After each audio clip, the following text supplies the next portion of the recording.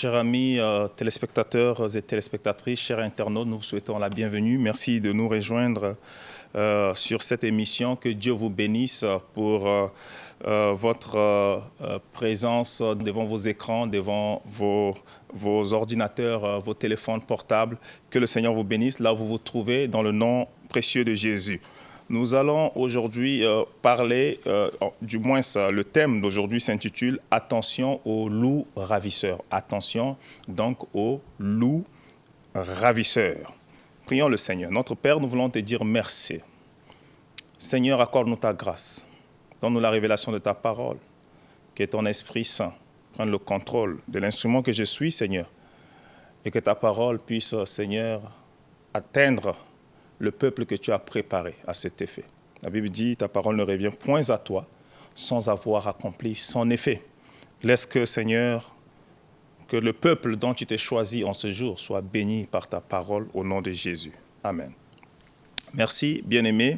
Donc, comme je l'ai dit tantôt, j'ai dit, le thème c'est « Attention aux loups ravisseurs ». Allons dans la parole. Nous allons lire dans le livre de 2 Timothée, chapitre 3, à partir du verset 1. Voici ce que la Bible dit. Sache que dans les derniers jours, il y aura des temps difficiles, car les hommes seront égoïstes, amis de l'argent, fanfarons, hautains, blasphémateurs, rebelles à leurs parents, ingrats, irréligieux, insensibles, déloyaux, calomniateurs, intempérants, cruels, ennemis des gens de bien, traîtres, emportés, enflés d'orgueil, aimant le plaisir plus que Dieu, ayant l'apparence de la piété, là nous pouvons nous attarder là, ayant l'apparence de la piété, mais régnant ce qui en fait la force. Éloigne-toi de ces hommes-là. Voici le conseil que l'apôtre Paul était en train de donner à son fils Timothée. Et l'apôtre Paul, c'est un des apôtres qui, dont vraiment le Seigneur a fait grâce dans la révélation, n'est-ce pas, de la pensée de Dieu. Et vous savez que si vous enlevez les écrits de l'apôtre Paul dans la Bible serait plus ou moins déséquilibrée parce que nous n'allons rien comprendre en ce qui concerne, par exemple, la doctrine du salut, parce que c'est à l'apôtre Paul que Dieu a donné véritablement la révélation sur le salut par la grâce. Et nous n'allons aussi rien comprendre éventuellement sur la doctrine de l'enlèvement. Parce que c'est l'apôtre Paul qui a eu ces révélations lorsqu'il était dans ce fameux désert de l'Arabie où pendant 3 ans et demi, il était séparé de ses frères, séparé du monde. Et il était au pied du Seigneur et Dieu lui a donné toutes ces révélations merveilleuses. Et voici le conseil qu'il dit à son fils Timothée. Il dit « Sache que dans les derniers jours, les temps seront difficiles. » Et aujourd'hui, je puis vous garantir, bien-aimés, nous sommes dans les temps derniers. Nous sommes déjà entrés dans les temps derniers depuis même le temps de Christ. En ce moment, nous parlons, nous sommes dans les derniers jours. Quand vous examinez les prophéties bibliques au sujet de la fin de ce monde ou du retour prochain de notre Seigneur et Sauveur Jésus, je pense que nous y sommes déjà. Toutes les prophéties sont accomplies. Et pour nous dire que les temps dans lesquels nous sommes, nous sommes au dernier virage, nous sommes à la fin de la fin.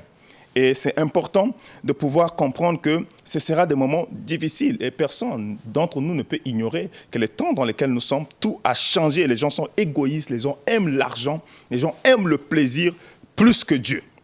Et dans cette situation-là, le Seigneur attire notre attention que nous devons faire très attention aux loups ravisseurs.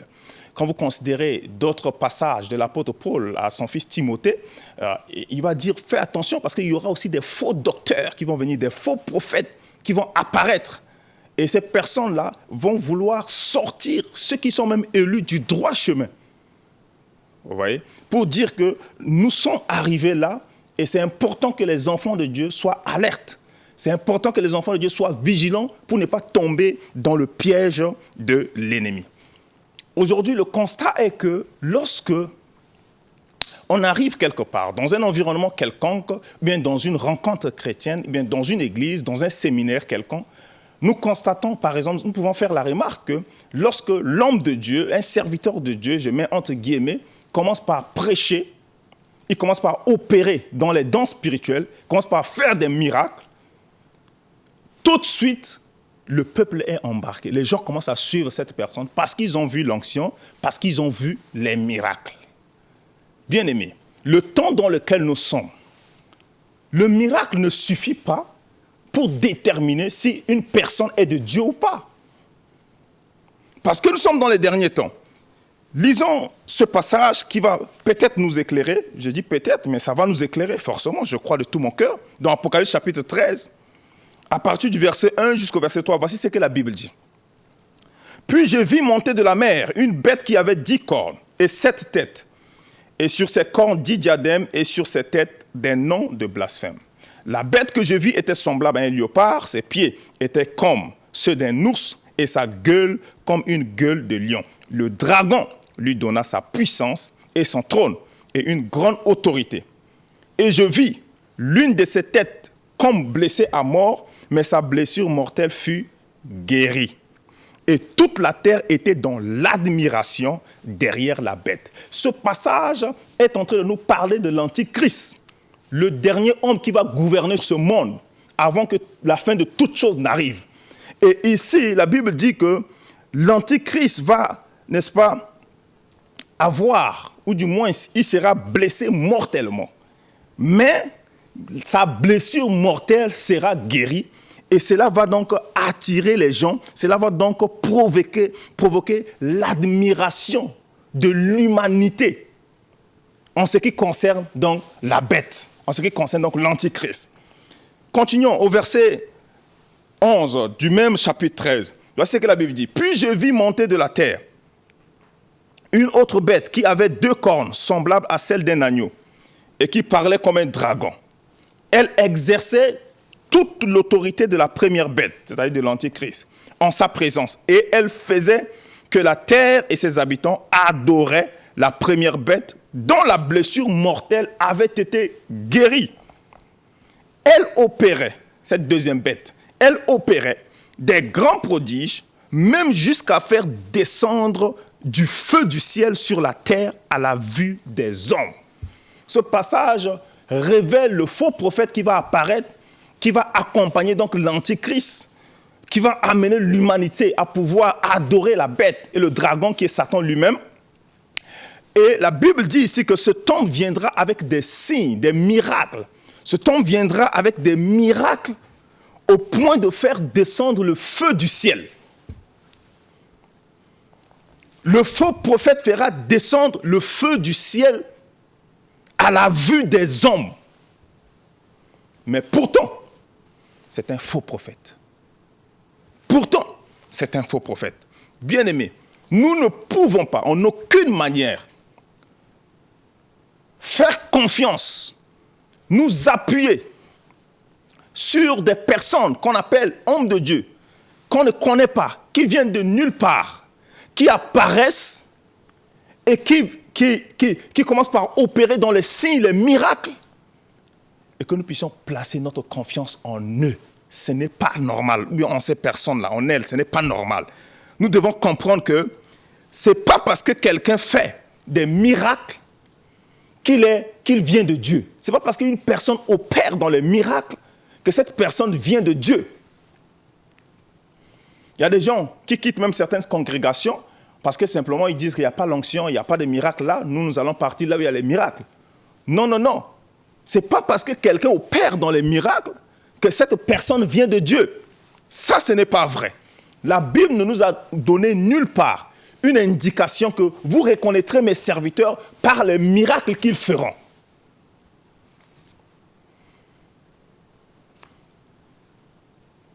Non par les miracles qu'ils feront, mais vous allez les reconnaître à leurs fruits. C'est ce que la Bible nous enseigne. Lisons dans Matthieu chapitre 7. Matthieu chapitre 7 à partir du verset 13. Voici ce que la Bible dit. Entrez par la porte étroite, car large est la porte spacieuse. Large est la porte. Spacieux est le chemin qui mène à la perdition. Et il y en a beaucoup qui entrent par là. Mais étroite est la porte, resserrez le chemin qui mène à la vie. Et il y en a peu qui les trouvent. Gardez-vous des faux prophètes. Ils viennent à vous en vêtements de brebis, mais au-dedans, ce sont des loups ravisseurs. Vous les reconnaîtrez à leurs fruits. Voici ce qui est écrit. Cueillez donc des raisins sur des épines ou des figues sur des chardons. Tout bon arbre porte de bons fruits, mais le mauvais arbre porte de mauvais fruits. Un bon arbre ne peut porter de mauvais fruits, ni un mauvais arbre porter de bons fruits. Tout arbre qui ne porte pas de bons fruits est coupé et jeté au feu. C'est donc à leurs fruits que vous les reconnaîtrez. Des personnes qui apparaissent avec des miracles, des signes, produisent des miracles, mais ils sont adultères. Ils sont dans toute forme d'orgie. Ils sont dans l'homosexualité. Ils sont dans tout ce qui est contraire à la loi, aux normes que le Seigneur lui-même a établies. Ils sont égoïstes. Ils sont des voleurs. Ce sont des escrocs. Ils viennent avec des miracles, mais ils ne sont pas de Dieu. Et la Bible dit que nous allons les reconnaître à leurs fruits. Donc ne soyez pas impressionnés parce que vous voyez un homme de Dieu qui parle en langue, ou bien vous voyez un homme de Dieu qui prophétise, ou bien qui manifeste des paroles de connaissance, ou bien qui fait des miracles, qui guérit les malades, qui fait marcher les paralytiques. Non, cela n'est pas suffisant. Si vous voulez connaître si cette personne est de Dieu ou pas, regardez les fruits que la personne porte, parce que la Bible dit, vous les reconnaîtrez à leurs fruits. Vous les reconnaîtrez à leurs fruits. Bien-aimés, nous avons besoin du discernement en ces temps de la fin, parce que plus que jamais, c'est important de sonner, n'est-ce pas, l'alarme pour que les enfants de Dieu ne puissent pas tomber dans ce piège que l'ennemi a préparé en ces temps de la fin, et que l'Église soit forte et que les enfants de Dieu puissent aller de l'avant. Que le Seigneur vous bénisse. Merci de nous avoir accordé de votre attention. À bientôt. Shalom.